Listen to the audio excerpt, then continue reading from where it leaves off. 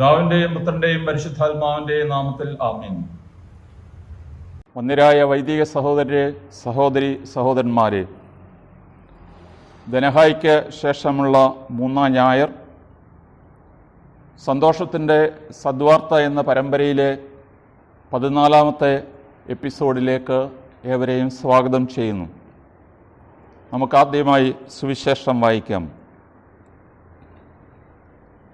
വിശുദ്ധ യോഹന്നാൻ്റെ സുവിശേഷം 3-ാം അധ്യായം 1 മുതലുള്ള വാക്യങ്ങൾ. ഫരിസയരിൽ നിക്കോദെമോസ് എന്നു പേരായ ഒരു യഹൂദ പ്രമാണി ഉണ്ടായിരുന്നു. അവൻ രാത്രി യേശുവിൻ്റെ അടുത്ത് വന്ന് പറഞ്ഞു, റബ്ബി, അങ്ങ് ദൈവത്തിൽ നിന്ന് വന്ന ഒരു ഗുരുവാണെന്ന് ഞങ്ങൾ അറിയുന്നു. ദൈവം കൂടെയില്ലെങ്കിൽ ഒരുവനും നീ ചെയ്യുന്ന അടയാളങ്ങൾ പ്രവർത്തിക്കുവാൻ കഴിയുകയില്ല. യേശു പറഞ്ഞു, സത്യം സത്യമായി ഞാൻ നിന്നോട് പറയുന്നു, വീണ്ടും ജനിക്കുന്നില്ലെങ്കിൽ ഒരുവനും ദൈവരാജ്യം കാണാൻ കഴിയുകയില്ല. നിക്കോദെമോസ് ചോദിച്ചു, പ്രായമായ മനുഷ്യന് ഇതെങ്ങനെ സാധിക്കും? അമ്മയുടെ ഉദരത്തിൽ വീണ്ടും പ്രവേശിച്ച് അവന് ജനിക്കാൻ കഴിയുമോ? യേശു പ്രതിവചിച്ചു, സത്യം സത്യമായി ഞാൻ നിന്നോട് പറയുന്നു, ജലത്താലും ആത്മാവിനാലും ജനിക്കുന്നില്ലെങ്കിൽ ഒരുവനും ദൈവരാജ്യത്തിൽ പ്രവേശിക്കുക സാധ്യമല്ല. മാംസത്തിൽ നിന്ന് ജനിക്കുന്നത് മാംസമാണ്, ആത്മാവിൽ നിന്ന് ജനിക്കുന്നത് ആത്മാവും. നിങ്ങൾ വീണ്ടും ജനിക്കണം എന്ന് ഞാൻ പറഞ്ഞതുകൊണ്ട് നീ വിസ്മയിക്കേണ്ട. കാറ്റ് അതിനിഷ്ടമുള്ളിടത്തേക്ക് വീശുന്നു, അതിൻ്റെ ശബ്ദം നീ കേൾക്കുന്നു, എന്നാൽ അത് എവിടെ നിന്ന് വരുന്നെന്നോ എവിടേക്ക് പോകുന്നെന്നോ നീ അറിയുന്നില്ല. ഇതുപോലെയാണ് ആത്മാവിൽ നിന്ന് ജനിക്കുന്ന ഏവനും. ഇതെല്ലാം എങ്ങനെ സംഭവിക്കും എന്ന് നിക്കോദെമോസ് ചോദിച്ചു. യേശു പറഞ്ഞു, നീ ഇസ്രായേലിൻ്റെ ഗുരുവല്ലേ, എന്നിട്ടും ഇക്കാര്യമൊന്നും മനസ്സിലാകുന്നില്ലേ? സത്യം സത്യമായി ഞാൻ നിന്നോട് പറയുന്നു, ഞങ്ങൾ അറിയുന്നവയെപ്പറ്റി സംസാരിക്കുന്നു, കണ്ടവയെപ്പറ്റി സാക്ഷ്യപ്പെടുത്തുന്നു, എന്നിട്ടും ഞങ്ങളുടെ സാക്ഷ്യം നിങ്ങൾ സ്വീകരിക്കുന്നില്ല. ഭൗമിക കാര്യങ്ങളെപ്പറ്റി ഞാൻ പറഞ്ഞത് നിങ്ങൾ വിശ്വസിക്കുന്നില്ലെങ്കിൽ സ്വർഗീയ കാര്യങ്ങൾ പറഞ്ഞാൽ എങ്ങനെ വിശ്വസിക്കും? സ്വർഗത്തിൽ നിന്നിറങ്ങി വന്ന മനുഷ്യപുത്രനല്ലാതെ മറ്റാരും ഇതുവരെ സ്വർഗത്തിൽ കയറിയിട്ടില്ല. മോശ മരുഭൂമിയിൽ സർപ്പത്തെ ഉയർത്തിയതുപോലെ തന്നിൽ വിശ്വസിക്കുന്നവന് നിത്യജീവൻ ഉണ്ടാകേണ്ടതിന് മനുഷ്യപുത്രനും ഉയർത്തപ്പെടേണ്ടിയിരിക്കുന്നു. ദൈവമേ, സ്തുതിക്ക് യോഗ്യമാകുന്നു. ബാറയ്ക്കുമോ. നമ്മുടെ കർത്താവായ യേശു മിശിഹായുടെ ഇഹലോക ജീവിതകാലത്ത് പല മതപരമായ സംഘടനകൾ, പ്രസ്ഥാനങ്ങൾ നിലവിലുണ്ടായിരുന്നു. അങ്ങനെ ഒരു വലിയ പ്രസ്ഥാനമായിരുന്നു ഫാരിസീസ്. വേറൊരു പ്രസ്ഥാനമായിരുന്നു സാഡുസീസ്, സദൂക്കായർ. മൂന്നാമത് ഒരു ഗ്രൂപ്പ് എസ്സീൻസ്. ഫരിസയർ നമ്മൾ ഉദ്ദേശിക്കുന്ന പോലെ മോശം ആൾക്കാരൊന്നും ആയിരുന്നില്ല. അവർ മോശയുടെ ന്യായപ്രമാണത്തിലെ 613 കൽപ്പനകളും അക്ഷരശ അനുസരിക്കാൻ പ്രതിജ്ഞയെടുത്തവരായിരുന്നു.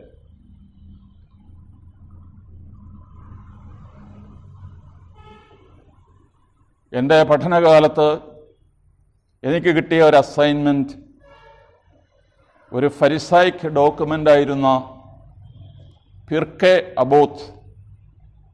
പിർക്കെ എന്ന് പറഞ്ഞാൽ ചാപ്റ്റേഴ്സ്, അബോത്ത് ഫാദേഴ്സ്. യഹൂദ റബ്ബിമാരുടെ പാരമ്പര്യമാണ് അതിനകത്ത് പ്രതിപാദിക്കുന്നത്. അതും നമ്മുടെ കർത്താവിൻ്റെ മലയിലെ പ്രസംഗവുമായിട്ട് താരതമ്യ പഠനം നടത്താനായിരുന്നു അസൈൻമെൻറ്റ്. അങ്ങനെ അത് കൂടുതൽ വായിച്ചപ്പോഴാണ് നമുക്ക് ഫരിസയരെക്കുറിച്ചുള്ള നമ്മുടെ ചില മുൻവിധികൾ ശരിയല്ല, നമ്മുടെ കർത്താവിൻ്റെ ഉപദേശങ്ങളുമായിട്ട് ചേർന്ന് പോകുന്ന ധാരാളം ഉപദേശങ്ങൾ അവർക്കുണ്ടായിരുന്നു. നമുക്ക് അവരെക്കുറിച്ച് മുൻവിധി തോന്നാനുള്ള പ്രധാനപ്പെട്ട കാരണം, പ്രത്യേകിച്ച് വിശുദ്ധ മത്തായിയുടെ സുവിശേഷം 23 യേശു ഫരിസയരെ ശപിക്കുന്ന, അവർക്ക് നാശം വരും, വൂ ടു യു ഫാരിസീസ് എന്ന് പറയുന്ന ചില പ്രയോഗങ്ങളുണ്ട്. അതുകൊണ്ടായിരിക്കും ഒരുപക്ഷെ അവരെക്കുറിച്ച് നമുക്ക് ഇത്രയധികം മുൻവിധികൾ ഉണ്ടായിട്ടുള്ളത്. എന്നാൽ അവരെക്കാൾ മോശം ആൾക്കാരായിരുന്നു സദൂക്കായർ. കാരണം അവരെ സംബന്ധിച്ച് ഒരു ബോഡിലി റെസുറക്ഷൻ, ശരീരം ഉയർക്കും എന്ന് അവർക്ക് വിശ്വാസമില്ലായിരുന്നു. എന്നാൽ ഫരിസയർക്ക് ഉയർപ്പിൽ വിശ്വാസമുണ്ടായിരുന്നു. യെസീൻ എന്ന ഗ്രൂപ്പ് അവർ മതപരമായ തീവ്രവാദികളായിരുന്നു. പൗരോഹിത്യത്തോടും യെരുസലേമിലെ ദേവാലയത്തോടുമുള്ള വെറുപ്പ് അവരുടെ മുഖമുദ്രയായിരുന്നു. ബലികളെ അവർ വെറുത്തിരുന്നു. അതുകൊണ്ട് ദൈവം പരമ്പരാഗതമായി അനുഷ്ഠിച്ചു പോരുന്ന ഈ ദൈവാലയത്തിലെ കർമ്മങ്ങൾ, അതിനോടനുബന്ധിച്ചുള്ള ചൂഷണങ്ങൾ, ഇവയ്ക്കൊക്കെ അവർ എതിരായിരുന്നതുകൊണ്ട് അവരിതെല്ലാം, ഈ ജെറൂസലം പട്ടണവും എല്ലാം വിട്ടുപോയി മരുഭൂമിയിൽ താമസിച്ചിരുന്ന ഒരു ഗ്രൂപ്പാണ്. ഇതുപോലുള്ള ഗ്രൂപ്പുകളുടെ ഇൻട്രാക്ഷനിലാണ് നമ്മുടെ കർത്താവായ യേശു തൻ്റെ ദൗത്യം നിർവഹിച്ചത്. ഒന്നാമത്തെ ചോദ്യം, നിക്കോദേമോസ് ആരായിരുന്നു? വളരെ വ്യക്തമായി പറയുന്നു, അയാൾ ഒരു ഫരിസയനായിരുന്നു. ഗ്രീക്ക് ഭാഷയിൽ ആർഹോൺ തോൺ യുദായോൺ, he was a ruler of the Jews എന്നാണ് പറഞ്ഞിരിക്കുന്നത്. ഇത് ഒരു രാജാവിനും ആർഹോൺ എന്ന് പറയാറുണ്ട്, പക്ഷേ അദ്ദേഹം രാജപദവിയിലൊന്നും ആയിരുന്നില്ല. സൻഹെദ്രിൻ സംഘത്തിൻ്റെ അംഗമായിരുന്നു അദ്ദേഹം.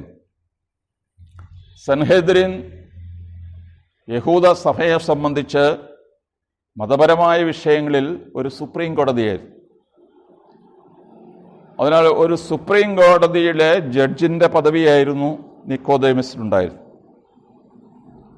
അവന് യഹൂദ നിയമത്തെ സംബന്ധിച്ചും പാരമ്പര്യങ്ങളെ സംബന്ധിച്ചും നല്ല അറിവുള്ള ആളായിരുന്നു. അയാൾ ധനികനായിരുന്നു. കാരണം നിക്കോദിമോസ് ഈ യോഹന്നാന്റെ 3:1 മുതൽ 12 വരെയുള്ള വാക്യങ്ങളിൽ മാത്രമല്ല, പിന്നെ യോഹന്നാന്റെ 7-ാം അധ്യായം 50 മുതൽ 53 വരെയുള്ള വാക്യങ്ങളിലും, യോഹന്നാന്റെ 19-ാം അധ്യായം 39 മുതൽ 40 വരെയുള്ള വാക്യങ്ങളിലും നിക്കോദിമോസിന്റെ പേര് പ്രത്യക്ഷപ്പെടുന്നുണ്ട്. കാരണം കർത്താവിൻ്റെ അടക്കത്തോട് അനുബന്ധിച്ച് നിക്കോദേമോസ് 100 റാത്തൽ സുഗന്ധദ്രവ്യങ്ങളുമായിട്ടാണ് കർത്താവിൻ്റെ അടക്കത്തിന് വന്നത്. 100 റാത്തൽ സുഗന്ധദ്രവ്യം എന്ന് പറഞ്ഞാൽ വളരെ വലിയ ഒരു ധനികൻ ആയിരുന്നിരിക്കണം എന്ന് നമ്മൾ അനുമാനിക്കുകയാണ്. അപ്പോൾ ഈ മനുഷ്യൻ്റെ വ്യക്തിത്വത്തിൻ്റെ പ്രത്യേകതകൾ, അയാൾ സമൂഹത്തിൽ നിലയും വിലയും ഉണ്ടായിരുന്നു, സമ്പത്തുണ്ടായിരുന്നു, നിയമ വിദഗ്ധനായിരുന്നു. ഈ ഒരു കാര്യം പശ്ചാത്തലം മനസ്സിൽ വെച്ചുകൊണ്ട് വേണം ഇവൻ രാത്രിയിൽ കർത്താവിനെ വന്ന് കണ്ടു എന്ന് പറയുമ്പോൾ നമ്മൾ മനസ്സിലാക്കേണ്ടത്. വിശുദ്ധ യോഹന്നാൻ സുവിശേഷകനെ സംബന്ധിച്ചിടത്തോളം ഈ പത്തല വിവരണങ്ങൾ വലിയ പ്രാധാന്യമുണ്ട്. ഉദാഹരണം, കർത്താവ് അപ്പം മുറിച്ച് യൂദാസ്കറിയത്തേക്ക് കൊടുത്തു. അപ്പം സ്വീകരിച്ച ഉടൻ തന്നെ അവൻ പ്രകാശത്തിൻ്റെ മണിയറ വിട്ട് പുറത്തേക്കിറങ്ങി. യോഹന്നാൻ സുവിശേഷകൻ രേഖപ്പെടുത്തി, അപ്പോൾ രാത്രിയായിരുന്നു. അപ്പോൾ ഈ രാത്രി വെറും ഭൗതികമായ വെളിച്ചത്തിൻ്റെ കുറവ് എന്നുള്ളത് മാത്രമല്ല, അവൻ്റെ ഉള്ളിൽ രാത്രിയായിരുന്നു എന്നാണ് അതിൻ്റെ അർത്ഥം. നിക്കോദിമോസിൻ്റെ ഉള്ളിലും രാത്രിയായിരുന്നു. അവന് പ്രകാശം തേടി നടന്ന ഒരു മനുഷ്യനാണ്. എന്നാൽ മനുഷ്യരവനെക്കുറിച്ച് അപവാദം പറയാതിരിക്കാൻ അവൻ രഹസ്യമായിട്ട് യേശുവിൻ്റെ അടുത്ത് വരുന്നു. ഫരിസയരെ സംബന്ധിച്ച് പറയുമ്പോൾ അവര് അബ്രഹാത്തിന്റെ മക്കളാകുന്നു എന്നുള്ളതിൽ അഭിമാനം കൊള്ളുന്നവരാണ്. നിയമം അരിച്ചു പിറക്കി പഠിച്ചവരാണ്. അതാണ് കർത്താവ് പരിഹാസരൂപേണ പറയുന്നത്, നിങ്ങൾ കൊതുകിനെ അരിച്ചെടുക്കുകയും ഒട്ടകത്തെ വിഴുങ്ങുകയും ചെയ്യുന്നവരാണ്. നിങ്ങൾ തുളസിയുടെയും ചതകുപ്പയുടെയും ദശാംശം വരെ കൊടുക്കുന്നവരാണ്. എന്നാൽ നിയമത്തിലെ പ്രധാനപ്പെട്ട കൽപ്പനയായ സ്നേഹത്തിൻ്റെയും കാരുണ്യത്തിൻ്റെയും നിയമങ്ങൾ നിങ്ങൾ അവഗണിക്കുന്നു എന്നൊക്കെ പറയുമ്പോൾ മറുഭാഗം നമ്മൾ മറക്കരുത്, അവർ അതുപോലെ നിയമങ്ങൾ ആചരിച്ചവരാണ്. അവർക്ക് സാധാരണ മനുഷ്യരെക്കുറിച്ച് പുച്ഛമായിരുന്നു എന്നുള്ളത് പ്രീശൻ്റെയും ചുങ്കക്കാരൻ്റെയും ഉപമയിൽ നിന്ന് നമുക്ക് മനസ്സിലാക്കാൻ സാധിക്കും. ഇത്രയും പശ്ചാത്തലം പറഞ്ഞ ശേഷം കർത്താവ് ഇന്ന് നമ്മൾ വായിച്ചു കേട്ട സുവിശേഷ ഭാഗത്ത് 3 പ്രാവശ്യം സത്യം സത്യമായി എന്ന് ആണയിട്ട് പറയുന്നു. ഒരു വേദഭാഗത്ത് അല്ലെങ്കിൽ ഒരു സൺഡേ, ഒരു ഞായറാഴ്ച നമ്മൾ വായിക്കുന്ന വേദഭാഗത്ത് 3 പ്രാവശ്യം സത്യം സത്യം ആണയിട്ട് പറയും. അതിൻ്റെ അർത്ഥം നമുക്കറിയാം. വേരിലി വേരിലി എന്ന് പഴയ ഇംഗ്ലീഷിൽ പറയും, ട്രൂലി ട്രൂലി എന്ന് മോഡേൺ ഇംഗ്ലീഷിൽ പറയും. ഇത്രയധികം ആണയിട്ട് പറയുന്ന കാര്യങ്ങൾ എന്താണ് മനസ്സിലാക്കുക? അതുപോലെ പ്രധാനപ്പെട്ട കാര്യമാണ് പിന്നീട് പറയാൻ പോകുന്നത്. ജലത്താലും ആത്മാവിനാലും ജനിക്കുന്നില്ല എങ്കിൽ ഒരുവനും ദൈവരാജ്യം കാണുകയില്ല. മാംസത്തിൽ നിന്ന് ജനിക്കുന്നത് മാംസമാണ്, ആത്മാവിൽ നിന്ന് ജനിക്കുന്നത് ആത്മാവും. കാറ്റ് അതിനിഷ്ടമുള്ളിടത്തേക്ക് വീശുന്നു എന്നൊക്കെ പറയുമ്പോൾ എന്താണ് ഒന്നും മനസ്സിലാകാത്ത രീതിയിൽ മനുഷ്യർ ഇതിനെക്കുറിച്ച് പ്രതികരിക്കാറുണ്ട്. നമ്മൾ പരമ്പരാഗത ക്രിസ്ത്യാനികളാണ്. 2000 വർഷമായിട്ടുള്ള ക്രൈസ്തവ പാരമ്പര്യത്തിൽ നമ്മൾ ഊറ്റം കൊള്ളുന്നു. നമ്മൾ പള്ളിയിൽ പോകുന്നവരാണ്, കൂദാശ സ്വീകരിക്കുന്നവരാണ്, അതിനെക്കുറിച്ച് ഊറ്റം കൊള്ളുന്നു. നമ്മൾ അനേക സംഘടനകളിലെ മെമ്പേഴ്സാണ്. പല നല്ല കാര്യങ്ങളും ചാരിറ്റബിൾ ആക്ടിവിറ്റീസൊക്കെ നമ്മൾ നടത്താറുണ്ട്. പക്ഷേ ഇത് വല്ലതും നമ്മളെ രക്ഷിക്കുമോ? രക്ഷിക്കില്ല എന്നാണ് യേശു പറയുന്നത്. ഒരു വ്യവസ്ഥയുണ്ട്. ഒരുവൻ ജലത്താലും ആത്മാവിനാലും വീണ്ടും ജനിക്കുന്നില്ല എങ്കിൽ അവൻ സ്വർഗരാജ്യത്തിൽ പ്രവേശിക്കുകയില്ല. ഇത് ആണയിട്ട് അടിവരയിട്ട് പറയുന്ന യേശുവിൻ്റെ കാര്യം പലപ്പോഴും നമ്മൾ വിസ്മരിക്കുകയാണ്. പരമ്പരാഗത ക്രിസ്ത്യാനികൾ പാരമ്പര്യം പറഞ്ഞ് എല്ലാവരും നല്ല മനുഷ്യർ തന്നെ, നല്ല മനുഷ്യരായതുകൊണ്ട് രക്ഷിക്കപ്പെടത്തില്ല എന്ന് യേശു അടിവരയിട്ട് പറയാം. ഇവരെല്ലാം, ഈ പ്രീശന്മാരെല്ലാം നല്ല മനുഷ്യരായിരുന്നു. അവരാരും മറ്റു മനുഷ്യരെ കൊല്ലുന്നവരോ പിടിച്ചു പറിക്കുന്നവരോ വിചാരം ചെയ്യുന്നവരോ ഒന്നും ആയിരുന്നില്ല. അവരൊക്കെ നല്ല മനുഷ്യരായിരുന്നു. നല്ല മനുഷ്യനായതുകൊണ്ടോ തോമാസ് ലീയുടെ പാരമ്പര്യം പറഞ്ഞതുകൊണ്ടോ ഇവരും നല്ല പാരമ്പര്യം പറയുന്നവരായിരുന്നു. ഞങ്ങൾ അബ്രഹാത്തിൻ്റെ സന്തതികളാണ്, ഞങ്ങൾ പിശാചിൻ്റെ സന്തതികളല്ല എന്നവരെടുത്ത് പറയുന്നുണ്ട്. അവരൊക്കെ നല്ല വംശത്തിലും ഒക്കെ പറഞ്ഞ നല്ല അഭിജാത്യമുള്ള മനുഷ്യരായിരുന്നു. യേശു പറയുന്ന കാര്യങ്ങൾ പ്രത്യേകിച്ച് ഈ ദനഹാക്കാലത്ത് നമ്മളൊന്നുകൂടെ ചിന്തിച്ച് മനസ്സിലാക്കേണ്ട ഒരു കാര്യമാണ്. ആരാണെങ്കിലും, വിശ്വാസിയാണെങ്കിലും, വൈദികനാണെങ്കിലും, മെത്രാനാണെങ്കിലും, മാർപ്പാപ്പയാണെങ്കിലും, ഒരുവൻ വീണ്ടും ജനിക്കുന്നില്ല എങ്കിൽ അവൻ സ്വർഗരാജ്യത്തിൽ പ്രവേശിക്കുകയില്ല. ഇത് സത്യം അന്ന് ആണയിട്ട് യേശു പറയുന്നതിനെക്കുറിച്ച് അത് അങ്ങനെയാകാം ഇങ്ങനെയാകാം എന്ന് നമ്മൾ വ്യാഖ്യാനം കൊടുക്കരുത്. അങ്ങനെ മാത്രമേ സാധ്യമുള്ളൂ. ഇത് നമ്മുടെ മനസ്സിൽ കയറേണ്ട ഒരു കാര്യമാണ്. 2 കൊരിന്ത്യർ 5:17 വിശുദ്ധ പൗലോസ് പറയുന്നു, ക്രിസ്തുവിലായിരിക്കുന്നവൻ പുതിയ സൃഷ്ടിയാണ്, പഴയത് കടന്നുപോയി, ഇതാ പുതിയത് വന്നു കഴിഞ്ഞു. അവിടെയും വിശുദ്ധ പൗലോസും പറയുന്നത് പുതിയ സൃഷ്ടിയാകാത്തവൻ രക്ഷപ്പെടത്തില്ല എന്നുള്ളതാണ്. നമ്മുടെ പുരാതനമായ വേദാന്തത്തിൽ, ഇന്ത്യൻ പാരമ്പര്യത്തിൽ മോക്ഷം പ്രാപിക്കുവാൻ ജ്ഞാനികൾ നമുക്ക് പറഞ്ഞു തന്നിരിക്കുന്ന പല മാർഗങ്ങളുണ്ട്. ജ്ഞാനമാർഗ, കർമ്മമാർഗ, ഭക്തിമാർഗ, രാജമാർഗ. മാർഗ എന്നതിന് പകരം യോഗ എന്ന് ചേർത്തും പറയാറുണ്ട്. ഭക്തിയോഗ, കർമ്മയോഗ, ജ്ഞാനയോഗ, രാജയോഗ. അങ്ങനെ ജ്ഞാനത്തിലൂടി, നിഷ്കാമകർമ്മത്തിലൂടി, ഭക്തിമാർഗത്തിലൂടി, അതുപോലെ സെൽഫ് ഡിസിപ്ലിൻ, രാജയോഗ എന്ന് പറഞ്ഞാൽ സ്വയനിയന്ത്രണം, അതിലൂടി ഒരാൾക്ക് മോക്ഷം പ്രാപിക്കാം എന്നുള്ളതാണ്. അങ്ങനെ ഈ മാർഗത്തിലൂടി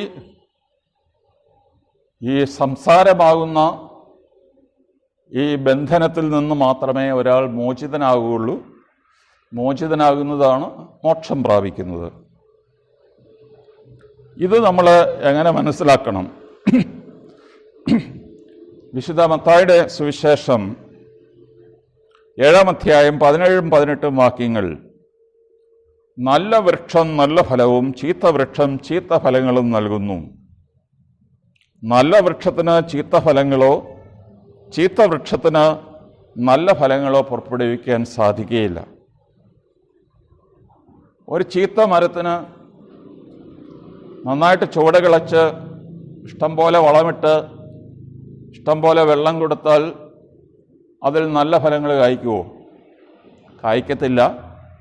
ചീത്ത ഫലം കുറച്ച് വലുതാകും എന്ന് മാത്രമേ ഉള്ളൂ. അതിനാൽ ഇവിടെ മരം നന്നാകാതെ ഫലം നന്നാകുകയില്ല. ഇത് കർത്താവ് പറഞ്ഞ ആ യുക്തി ഏത് കുഞ്ഞിനും മനസ്സിലാകുന്ന ഒരു യുക്തിയാണ്. ഇവിടെ നീ ഒരു പുതിയ സൃഷ്ടിയാകണം എന്ന് പറയുമ്പോൾ നമ്മുടെ സ്വഭാവത്തിൽ വരുന്ന ഒരു റീടച്ച്, നമ്മൾ തന്നെ വരുത്തുന്ന കുറേ അവസ്ഥാന്തരങ്ങളെ അല്ല ഇവിടെ ഉദ്ദേശിക്കുന്നത്. ഉദാഹരണം, മദ്യപാനി മദ്യപാനം നിർത്തുന്നു, സിഗരറ്റ് വലിക്കുന്നവൻ സിഗരറ്റ് വലി നിർത്തുന്നു. അതുകൊണ്ട് അവനൊരു പുതിയ സൃഷ്ടിയാകുമോ? ഇല്ല. അതവൻ്റെ സ്വഭാവത്തിൽ വരുന്ന നേരിയ വ്യത്യാസങ്ങളെന്ന് മാത്രമേ ഉള്ളൂ. 1 യോഹന്നാൻ 3:9 ഇങ്ങനെ നാം വായിക്കുന്നു, ദൈവത്തിൽ നിന്ന് ജനിച്ച ഒരുവനും പാപം ചെയ്യുന്നില്ല, കാരണം ദൈവചൈതന്യം അവനിൽ വസിക്കുന്നു. അവൻ ദൈവത്തിൽ നിന്ന് ജനിച്ചവനായതുകൊണ്ട് അവന് പാപം ചെയ്യാൻ സാധ്യമല്ല. ദൈവത്തിൽ നിന്ന് ജനിച്ചവന് പാപം ചെയ്യാൻ സാധ്യമല്ല. നമ്മൾ വിചാരിച്ചിരിക്കുന്നത് നമ്മൾ പാപം ചെയ്യുന്നത് കൊണ്ട് നമ്മൾ പാപികളാകുന്നുവെന്നാണ്. നേരെ തിരിച്ചാണ്. നീ പാപിയായതുകൊണ്ടാണ് നീ പാപം ചെയ്യുന്നത്. ദൈവത്തിൽ നിന്ന് ജനിച്ചവനായതുകൊണ്ട് അവന് പാപം ചെയ്യാൻ സാധിക്കുകയില്ല. ഇതാണ് ഇവിടുത്തെ കർത്താവായ യേശു മിശിഹ ആണയിട്ട് പറയുന്ന പ്രബോധനം. വീണ്ടും ജനിക്കുക, അത് വലിയ വിഷയമാണ് ബിബ്ലിക്കലായിട്ട്. ആനത്തേൻ എന്നുള്ള വാക്കിന് എഗെയിൻ എന്നും ഫ്രം എബവ് എന്നും അർത്ഥമുണ്ട്. ഇതിലേതാണ് ശരി? പണ്ഡിതന്മാർ വാഗ്വാദം നടത്തുന്നു, അത് നടത്തിക്കോട്ടെ. പക്ഷേ നമ്മൾ വീണ്ടും ജനിക്കുന്നു എന്നുള്ളതും മുകളിൽ നിന്ന് ജനിക്കുന്നു എന്ന് പറയുമ്പോൾ ദൈവത്തിൽ നിന്ന് ജനിക്കുന്നു എന്ന് പറയുന്നതും രണ്ടും വാസ്തവത്തിൽ ഒന്ന് തന്നെയാണ്. അനശ്വരമായ ബീജത്തിൽ നിന്നാണ്, സജീവവും സനാതനവുമായ ദൈവവചനത്തിൽ നിന്നാണ് നിങ്ങൾ ജനിച്ചിരിക്കുന്നത് എന്ന് പത്രോസ് 1:23 പറയുന്നു. നമ്മൾ ഇവിടെ ഉദ്ദേശിക്കുന്നത് ഇതൊരു സ്പിരിച്വൽ റീബർത്താണ്. അത് പാപമോചനത്തിനുള്ള അനുതാപത്തിൻ്റെ മാമോദിസ എന്ന് മർക്കോസ് 1:14 പറഞ്ഞിരിക്കുന്നു. മർക്കോസ് 1:8 അവൻ പരിശുദ്ധാത്മാവിനാൽ നിങ്ങൾക്ക് സ്നാനം നൽകും എന്ന് പറഞ്ഞിരിക്കുന്നു. അതിനാൽ പാപമോചനവും പരിശുദ്ധാത്മ പ്രവർത്തനവും ആണ് ഒരു മനുഷ്യനെ പുതിയ വ്യക്തിയാക്കി മാറ്റുന്നത്. മരം നന്നാകുമ്പോൾ ഫലവും നന്നാകും. ഗലാത്യർ ലേഖനം 5:22 വിശുദ്ധ പൗലോസ് പറയുന്നു, ആത്മാവിൻ്റെ ഫലങ്ങൾ. ദയവായിട്ട് ഓർത്തിരിക്കുക, ഫലങ്ങൾ എന്ന് ഗ്രീക്ക് ഭാഷയിൽ മൂലത്തിൽ പറഞ്ഞിട്ടില്ല, ഫലം എന്ന് മാത്രമേ പറഞ്ഞിട്ടുള്ളൂ. ആത്മാവിൻ്റെ ഫലം സ്നേഹം, ആനന്ദം, സമാധാനം, ക്ഷമ, ദയ, നന്മ, വിശ്വസ്തത, സൗമ്യത, ആത്മസംയമനം. അങ്ങനെ 7 ഫലങ്ങൾ എന്ന് നമ്മൾ മലയാളത്തിൽ പറയുമെങ്കിലും ഒറ്റ ഫലമാണ്. ഒറ്റ ഫലത്തിൻ്റെ ഡിഫറെൻ്റ് ആസ്പെക്ട്സ് ആണ് ഈ 7 മാനങ്ങൾ. പരിശുദ്ധാത്മാവിൽ പുനർജന്മം പ്രാപിക്കുന്ന ഒരാൾ ഈ പരിശുദ്ധാത്മാവിൻ്റെ ഫലങ്ങൾ പുറപ്പെടുവിച്ചുകൊണ്ടിരിക്കും.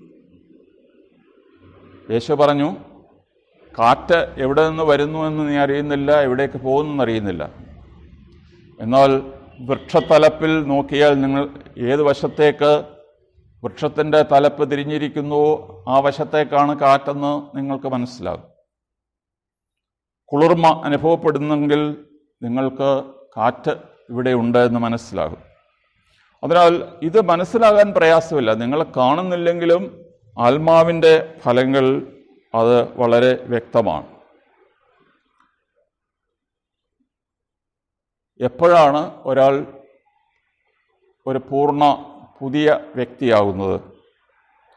ഗലാത്തി 2:20 വിശുദ്ധ പൗലോസ് പറഞ്ഞ് അവസാനിപ്പിച്ചു, ഞാൻ ക്രിസ്തുവിനോടുകൂടി ക്രൂശിതനായിരിക്കുന്നു, ഇനിമേൽ ഞാനല്ല ജീവിക്കുന്നത്, ക്രിസ്തുവാണ് എന്നിൽ ജീവിക്കുന്നത്.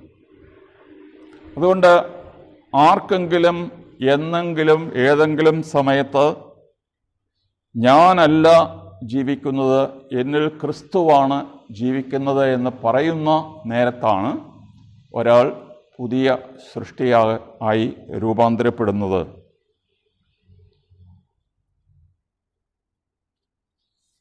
ഒരിക്കൽ അമേരിക്കയിൽ ന്യൂയോർക്കിലെ ഒരു തെരുവിലൂടെ നടന്നു പോകുമ്പോൾ ഒരാളൊരു മാസിയെ പിടിച്ച് എൻ്റെ അടുത്ത് വന്നു. എനിക്ക് വന്ന അയാൾ ഒരു രക്ഷാസൈന്യക്കാരനാണ് എന്നെനിക്ക് തോന്നി. എന്നോട് ചോദിച്ചു, ആർ യു എ BA? നേരത്തെ ഈ ചോദ്യം ഞാൻ കേട്ടിട്ടുള്ളത് കൊണ്ട് എനിക്ക് ഉടനെ മനസ്സിലായി. BA എന്ന് പറഞ്ഞാൽ are you a born again Christian എന്നാണ് ചോദിച്ചത്. ഞാൻ തമാശ രൂപത്തിൽ പറഞ്ഞു, ഐ ആം എൻ MA. എനിക്ക് MA എന്നൊരു ഡിഗ്രി ഉള്ളതുകൊണ്ട് അത് ഞാൻ തമാശ രൂപത്തിൽ അങ്ങോട്ട് പറഞ്ഞു. പക്ഷേ ഈ ചോദ്യം, ആർ യു ബോൺ അഗെയിൻ എന്നുള്ള ചോദ്യം കത്തോലിക്കർ ചോദിക്കാറില്ല, നമ്മളതിനെക്കുറിച്ച് ചിന്തിക്കാറേ ഇല്ല. പക്ഷേ പല പ്രൊട്ടസ്റ്റൻ്റ് ഗ്രൂപ്പുകളും ഇതിന് വലിയ പ്രാധാന്യം കൊടുക്കുന്നുണ്ട്. അതുകൊണ്ട് ഈ ചിന്ത നമ്മൾ അവസാനിപ്പിക്കുകയാണ്. കർത്താവിൻ്റെ മാമോദിസ കാലത്ത്, ദനഹക്കാലത്ത് നമ്മൾ ജീവിക്കുകയാണ്. കർത്താവ് മാമോദിസ സ്വീകരിച്ചപ്പോൾ പിതാവ് നൽകിയ സാക്ഷ്യം നമുക്കറിയാം.